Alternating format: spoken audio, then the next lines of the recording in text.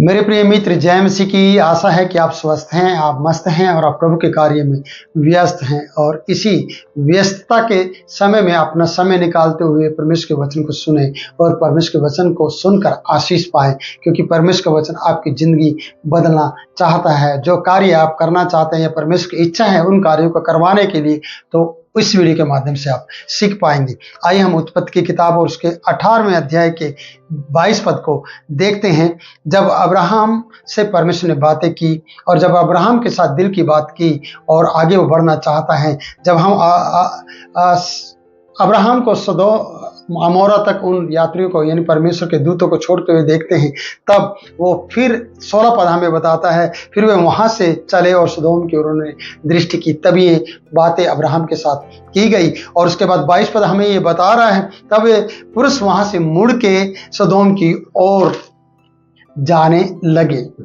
जब वो सदोम की ओर जाने लगे, क्योंकि परमेश्वर उन्हें नष्ट करना चाहता है और अब्राहम उसके सामने विनती करना चाहता है। जब हम सदोम की ओर उन्हें मुड़ते हुए देखते हैं, पहले देखते हैं, दृष्टि करते हुए देखते हैं, और अब्राहम उनसे बातें करता है, अब्राहम के साथ परमेश्वर बातें करता है, और फिर वो उस बात को कहकर कहते हैं कि देखते हैं कि उन्होंने वो काम किया है या नहीं किया है। वो उसकी ओर मुड़ते हुए देखता है, परमेश्वर को या उन दूतों को।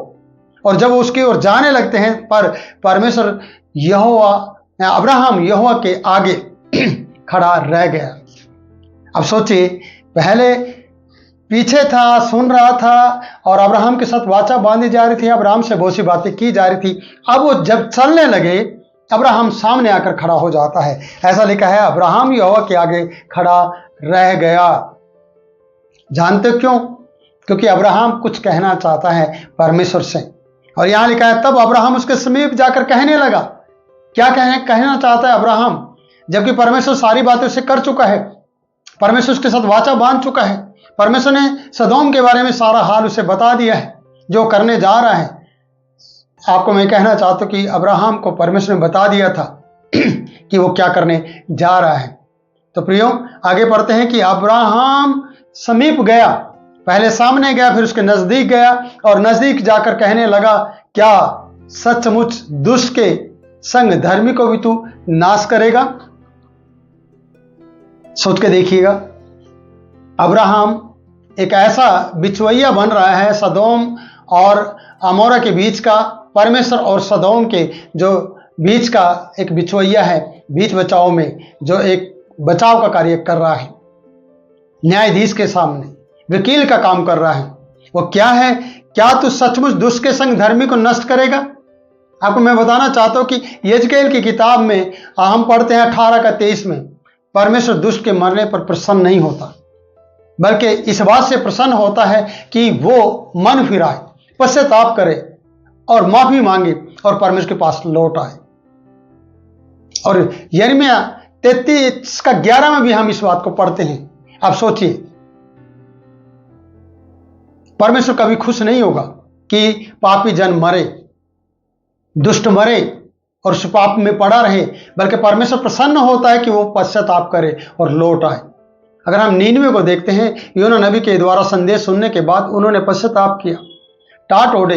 हम एस्तेर की किताब में देखें, मोर्दके और मोर्दके के सब यहूदी लोग जितने भी थे, सब ने पश्चाताप किया, टाट ओढ़ लिए और परमेश्वर ने दया की और उनकी जान बख्श दी। 99 उल्टने से पलटने से बच गया। कब? जब उन्होंने पश्चाताप किया। अब सोचेगा, हम लूका की किताब में जब पढ़ते हैं प्रियो, उसके वचन में 13वें अध्याय में पढ़ते हैं, क्या तुम क्या समझते हो कि वो 18 जन जिन पर शीलों का घूमट गिरा, कि वो और पापी से ज्यादा पापी थे? नहीं, क्योंकि उन्होंने मन नहीं फिराया, उन्होंने पश्चाताप नहीं किया था। तो यहां पर पश्चाताप की बात आती है कि अब्राहम परमेश्वर को रोकना चाहता है, परमेश्वर को टोकना चाहता है, परमेश्वर को कहना चाहता है और बीच बचाव में आकर सामने खड़ा होना चाहता है, और वो खड़ा हुआ है। तो उसने कहा, क्या तू सचमुच में धर्मी को दुष्ट के संग नष्ट कर देगा, नाश कर देगा? क्या ये ऐसा करने जा रहे हो परमेश्वर आप? जैसे कि हम मूसा को देखते हैं, मूसा ने इस प्रकार से कहा, परमेश्वर इतने अपने बड़े नाम के कारण अपनी प्रजा को त्याजना ठीक नहीं है और उन्हें मार्ग में नष्ट करना ठीक नहीं है। लोग ये कहेंगे कि परमेश्वर इन्हें मिस्र से निकालकर जंगल में नष्ट करने के लिए लेकर आया है और आपके बड़े नाम की इज्जत चली जाएगी और बेइज्जती हो जाएगी। मूसा वहां पर बीच बचाव में आता है। आज आप और मैं, हम सब कितने परमेश्वर के और लोगों के बीच बचाव के लिए आगे सामने आते हैं और बचाव करना चाहते हैं। कितने हम घुटने टेक कर पूरे भारतवर्ष के लिए, पूरे संसार के लिए प्रार्थना कर रहे हैं कि परमेश्वर हमारा संसार, हमारा भारतवर्ष बचाया जाए। कितने बीच बचाव में आकर आप अपने घुटने टेक रहे हैं, जैसे कि हम अब्राहम को देखते कि वो बीच बचाव के लिए, सदोम के बचाव के लिए और दुष्टों के बचाव के लिए धर्मी को बीच में लेकर आता है। और ये धर्मी है, ये अपने जीवन में नरमी लेकर आता है। क्या तू सचमुच दुष्ट के संग धर्मी को नष्ट करेगा या नाश करेगा? कदापि उस नगर में 50 धर्मी जन मिले तो क्या तू सचमुच उस स्थान को नष्ट करेगा उन 50 के कारण जो धर्मी है? कितनी गंभीर बात है कि अब्राहम परमेश्वर को रोकना चाहता है। अब्राहम ये कहना चाहता है, उसे मालूम है कि वहां पर उसके लिए कोई उसका प्रियजन रहता है सदोम के अंदर, वो जानता है इस बात को, लेकिन ये जानता है कि लूत के द्वारा बहुत से धर्मी जन बन गए होंगे वहां पर और उसके द्वारा बहुत से लोग बचाए गए होंगे। आज परमेश्वर आपसे भी उम्मीद करता है इस बात के लिए कि आपके द्वारा बहुत से धर्मी जन बनाए गए होंगे, जैसे कि आप धर्मी हैं, आप विश्वासी हैं, तो आपके द्वारा बहुत से लोग विश्वास में आ गए होंगे और आपको तो बचना ही है और आपके द्वारा बचाए गए लोगों को भी परमेश्वर बचाए और पापियों के कारण, दुष्ट के कारण वो नष्ट ना हो जाए। इसलिए बीच बचाव के लिए अब्राहम आकर उनसे ये बात करता है। कैमरा हम इस बीच बचाव में आकर कभी भी बात नहीं करते हैं। तो प्रियो मैं ये कहना चाहता हूं, क्या आप दुष्टों को बचाने के लिए परमेश्वर के सामने नम्र होते हुए, घुटने टेकते हुए प्रार्थना करके उनके बीच बचाव के लिए परमेश्वर के सामने यह बात कह सकते हैं, क्या सचमुच तू दुष्टों के साथ धर्मी को नष्ट करेगा? और उसे विनती और प्रार्थना कर रहे होंगे और आंसू बहाकर उसे कह रहे होंगे, परमेश्वर तू ही है जो बचा सकता है, तो सचमुच ऐसा नहीं करेगा। यहां पर 50 लोगों की गिनती के बारे में अब्राहम ने परमेश्वर को बताया है। क्या तू उस नगर में अगर 50 धर्मी जन मिल गए तो क्या तू सचमुच उस स्थान को नष्ट करेगा और 50 के कारण तू उसे ना छोड़ेगा, धर्मियों के कारण नहीं छोड़ेगा? प्रियो, आपके घर में अगर 5 जन भी धर्मी नहीं है तो आप सोचेगा कि आपको कितना धर्मी बनना पड़ेगा, आपको कितना घुटना टेकना होगा और कितना प्रार्थना करना पड़ेगा। अगर आपके घर में एक भी धर्मी नहीं है, एक भी परमेश्वर को मानने वाला जन नहीं है, तो आपको कितना धर्मी होना पड़ेगा। जैसे कि अब्राहम यहां पर बता रहा है। अब्राहम उस देश के बारे में बता रहा है जो कभी लूत से मिला नहीं है। उसके बाद जब लूत से अलग हो गया, पर वो विश्वास करता कि लूत धर्मी था। लूत ने बहुत से लोगों को धर्मी बनाया होगा, उसने परमेश्वर का वचन बांटा होगा, उसने अपनी गवाही दी होगी, लेकिन लूत के द्वारा कोई भी बचाया नहीं गया था, जब हम आगे पढ़ेंगे। इसलिए उसने 50 जन का जिक्र किया है। तो 50 जन आगे देखते 25 पद में, यहां अब्राहम ने सवाल किया और 25 पद में, इस प्रकार काम करना तुझसे दूर रहे।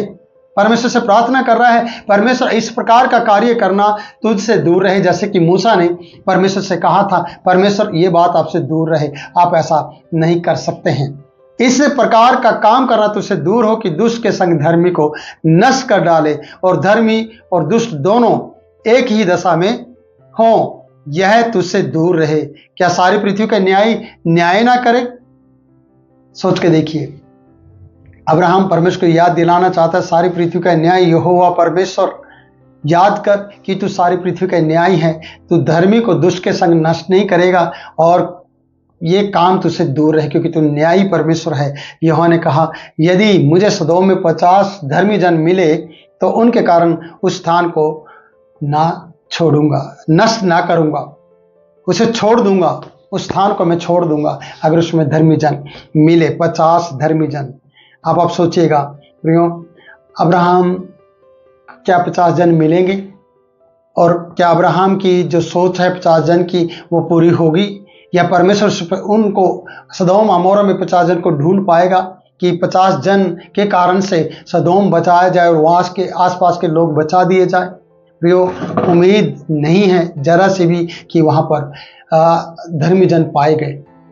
तो प्रियो, आज आपको इस वीडियो के माध्यम से मैं ये कहना चाहता हूं, प्रियो, 50 जन आपके जीवन में आपके द्वारा बचाए गए हों, जो परमेश्वर के पास आए हों। क्या ऐसा कभी हुआ है? आप थोड़ा सा पीछे मुड़कर थोड़ा सा देखिए और सोचिए और जरा कल्पना कीजिए और याद कीजिए, सचेत हो जाइए कि आपने कभी किसी को प्रभु का वचन दिया है कि आपके द्वारा चर्च आए और उनका उद्धार हुआ और वो प्रभु में खड़े रहे और बने रहे। क्या आपने कभी ऐसा किया है? अगर आपने नहीं ऐसा किया है तो आज करने की कोशिश करें। अब्राहम की तरह परमेश्वर के सामने जाएं और परमेश्वर के लिए उन पापियों को मांग लें और उनका जीवन बदलने के लिए आप प्रार्थना कीजिए और परमेश्वर आपकी मदद करेगा। इसलिए बीच बचाव में आने के लिए एक ऐसे अब्राहम की जरूरत है परमेश्वर को आज संसार में, जो इस तरीके से दुष्टों के संग धर्मी को नष्ट होने से बचा ले और दुष्टों को भी बचाने की कोशिश करें और एक संख्या ठहराए जहां पर हम 20-50 जन की संख्या को देखते हैं। तो अगले वचन में हम इस वीडियो को और आगे ले जाएंगे। अगले वीडियो में हमारा समय पूरा हो गया है यहाँ इस वीडियो का। तो मैं चाहता हूँ कि आपको प्रभु संभाले और आप ऐसे जन बने कि आप बीच बचाव में खड़े हो सके और परमेश्वर के सामने आ सके। प्रभु आपको बहुत आशीष दे। फिर मिलूंगा नई वीडियो में नए वचन के साथ। तब तक के लिए मुझे आप इजाजत दें। जय मसीह की।